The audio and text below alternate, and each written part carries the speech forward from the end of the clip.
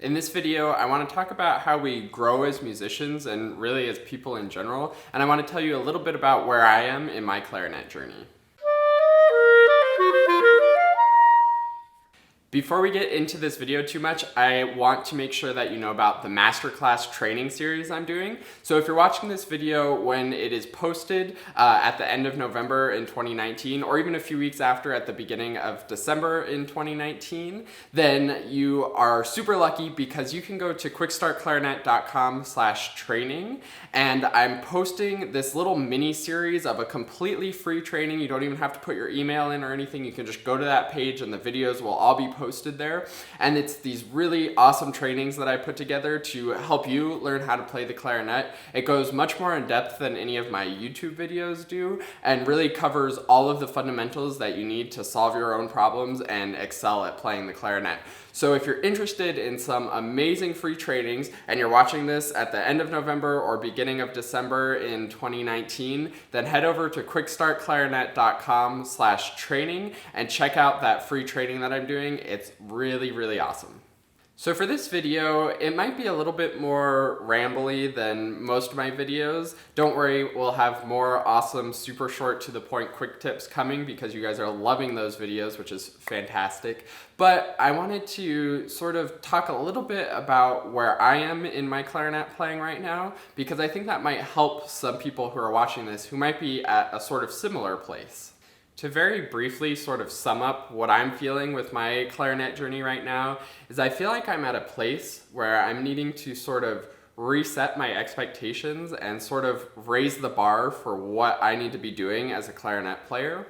I'm pretty good. I finished my master's degree at Northwestern in clarinet performance this past spring. So I definitely have the education and I've studied with all of the great teachers and really know what I'm doing when it comes to playing the clarinet.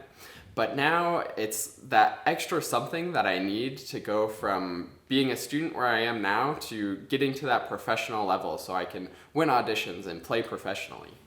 And sometimes this can be sort of a hard realization where I feel like I've done the work, I've studied with the teachers, I've spent the time practicing, I feel like I should be good to go and ready to win any audition.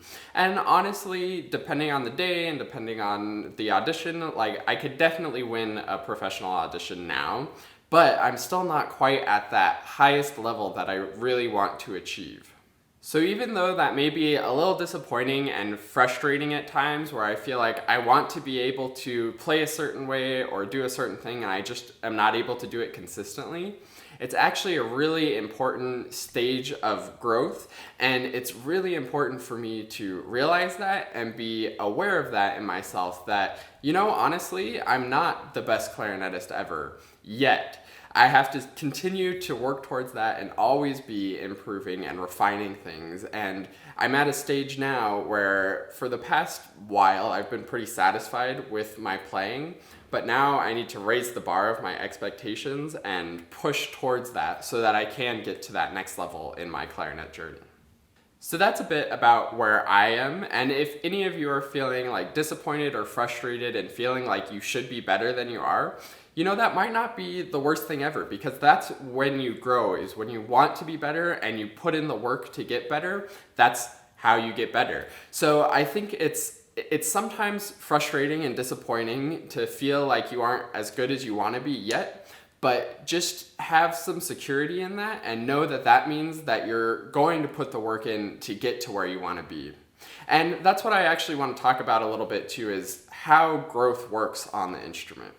So when you first start out, say you're at this level, and if you are satisfied with this level of playing and feel like you're a great player and everything is going how you want and you never want to be better, then you'll just stay there pretty much forever. You might get a bit better, have some slow growth just by happenstance of playing longer and getting more comfortable with things, but you'll never really grow to a next level or a level above that. The way we make those leaps up to those next levels is, one, by having that as a goal and knowing where we want to be in our playing, and number two, putting in the work and gaining the knowledge to get there. So say you're at this level, sort of like a beginner level, and you hear some people around you. So maybe you're going from like middle school to high school. In middle school, you might be one of the best players in your school at this level. But then when you go to high school, there will be people who've been playing 4 years longer than you if you're a freshman and they're seniors. And they're most definitely going to be a notch above where you are. So you're going along in middle school at the top of the group and you're like, yeah, I really know what I'm doing. I know how to play the clarinet well. I'm the best player in my school. And then you get to high school and start hearing people here and you're like, oh wow, I want to be able to do that on the instrument. So you start working, and sure enough, if you gain the knowledge and put in the effort, you get to that next level. This could be similar to if you're an adult and playing in like community bands. You're in one community band and you're like the best person there, but then you change to a different band and maybe there's a lot of players there who are at a level above you and you're like, wow, that's really awesome. I love how they sound. I love how they play. You don't have to be jealous of it all at all. You just put in the work so that you can match that.